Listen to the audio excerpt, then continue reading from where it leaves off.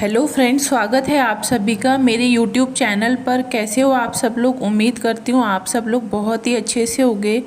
तो आज का वीडियो स्टार्ट करते हैं। आज के इस वीडियो में मैं आप सब लोगों को ऐसी सारी इन्फॉर्मेशन देने वाली हूँ कि बहुत सारे लोग ये इस टाइम पर जानना चाह रहे हैं कि 18 अक्टूबर की जो नन्नू और प्रीतो की कोर्ट की जो पहली सुनवाई थी, आखिर उसमें क्या हुआ? नन्नू गया वहाँ या नहीं गया? प्रीतो गई या नहीं गई?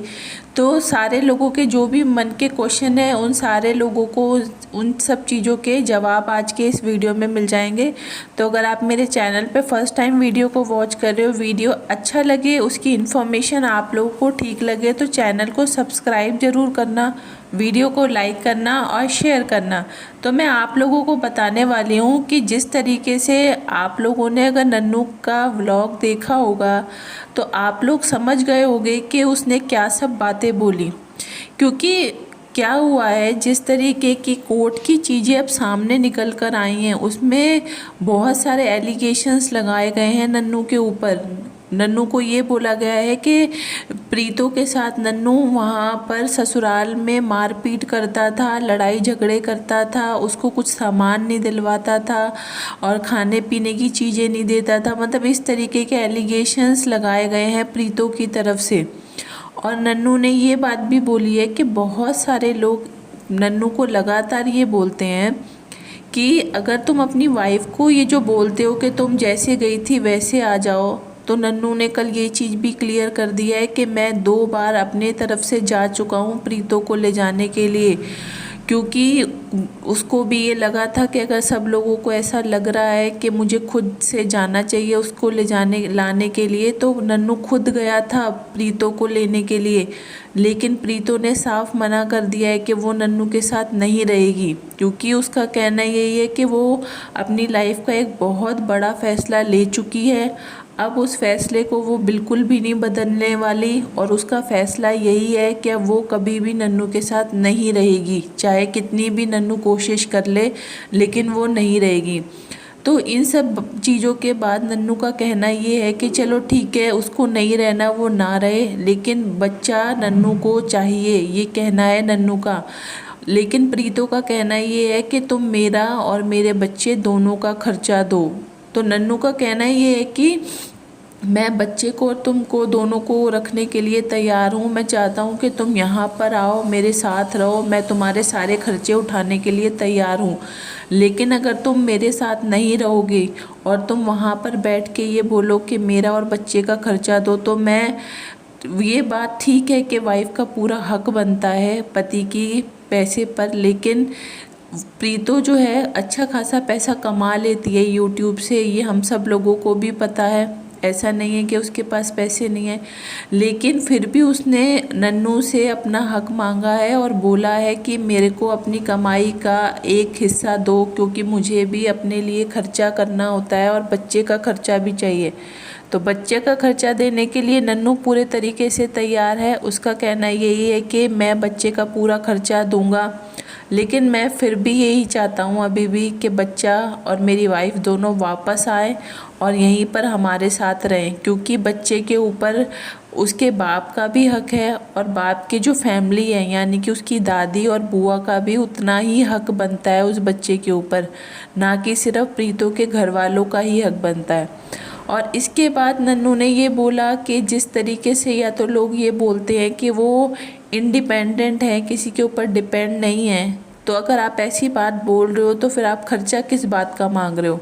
क्योंकि जिस तरीके से डेली शॉपिंग हो रही है, फ्लाइट से घूमना फिरना हो रहा है, डेली आना जाना चल रहा है, मतलब पूरे तरीके से जिस तरीके से लाइफ को एंजॉय किया जा रहा है, उस चीज़ों को देख के तो बिल्कुल भी नहीं लगता कि तुम्हें किसी के पैसे की ज़रा सी भी ज़रूरत है, क्योंकि तुम इतना खुद ही कमा लेती हो और अपने शौक़ पूरे कर लेती हो। तो फिर तुम खर्चा किस बात का मांग रही हो? क्योंकि खर्चा तो वो मांगती है जिसके पास पैसे नहीं होते, जो कुछ नहीं करती, वो बात ठीक है, लेकिन एक वाइफ का पूरा हक बनता है अपने पति की कमाई के ऊपर। भले ही वो अलग रह रही है, वो बात ठीक है, वो अपना खर्चा खुद कर रही है, लेकिन अगर लीगल तरीके से देखा जाए तो प्रीतो का पूरा हक बनता है नन्नू के पैसों के ऊपर। तो इस तरीके की बहुत सारी चीज़ें कल सामने आई हैं और नन्नू ने ये बात अब पूरे तरीके से क्लियर कर दी है हम लोगों को कि उसने कई बार कोशिश की प्रीतो को लाने के लिए। उसने लाइव में भी बोला था कि वो चाहता है कि प्रीतो वापस आए, लेकिन प्रीतो ने कोई जवाब उस टाइम पर नहीं दिया था। लेकिन फ़ोन पर इन लोगों की जो भी सब बातें हुई थी उसमें प्रीतो ने नन्नू को साफ मना कर दिया है कि वो नहीं आएगी, चाहे तुम कितना ही कुछ कर लो लेकिन मैं नहीं आऊँगी। ये उसने क्लियर कट जवाब नन्नू को दे दिया है। इसीलिए ही प्रीतो की तरफ से कोर्ट में ये चीज़ें गई हैं, क्योंकि प्रीतो खुद नहीं चाहती अभी ये रिश्ता आगे चलाना। उसका फ़ैसला यही है कि तुम बच्चे और मेरा खर्चा दो, और वो तलाक लेने के लिए तैयार है। तो अभी तक जिन लोगों को ये उम्मीद थी कि हो सकता है ये रिश्ता बच जाए, अब उन सब लोगों के सामने पूरे तरीके से सच्चाई आ चुकी है। लोगों को चीज़ें समझ में आ गई हैं कि अब इनका रिश्ता 1% भी बचने वाला नहीं है। क्योंकि देखो, आप लोग भी समझते हो ताली दोनों हाथ से बजती है, एक हाथ से ताली कभी भी नहीं बजती। तो ठीक उसी तरीके से बात अगर हम इन दोनों की भी की जाए तो ये अगर दोनों चाहेंगे तभी रिश्ता चल पाएगा, नहीं तो एक के चाहने और दूसरे के ना चाहने से तो रिश्ता वैसे भी कभी चलने वाला है ही नहीं। तो यही सब चीज़ें हो रही हैं। और कल के व्लॉग में नन्नू काफ़ी ज़्यादा इमोशनल भी दिखा, हम लोगों को रोते हुए भी नज़र आया। अब वो रोते हुए क्यों दिखाई दिया, बच्चे का दर्द था या बच्चे की बहुत याद आ रही थी, वो तो वही समझ सकता है।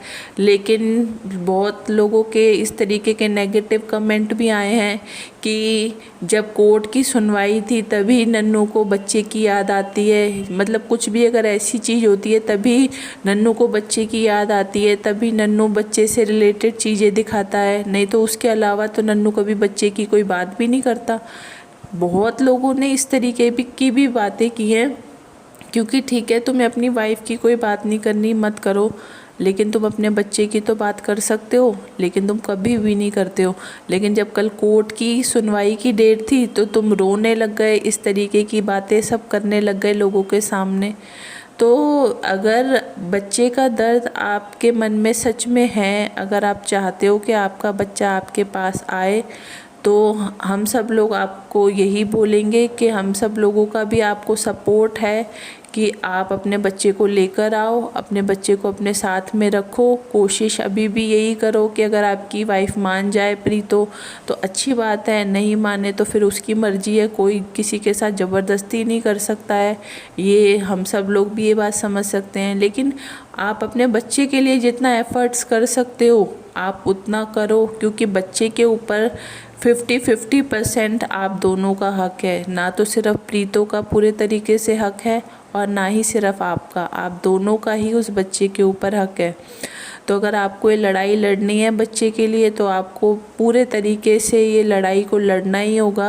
और अंत में लास्ट में देखते हैं कौन सही है और कौन गलत है, ये तो फैसला कोर्ट ही करेगा। और जो भी मेंटेनेंस होगा, जो भी आगे क्या प्रोसीजर होगा कोर्ट से रिलेटेड, वो सारी चीज़ें भी हम लोगों के सामने जल्द ही आ जाएंगी। क्योंकि प्रीतो कल नहीं गई है वहाँ पर, ये बात हम सब लोगों को पता है। नन्नू वहाँ पर गया था, प्रीतो वहाँ नहीं गई है।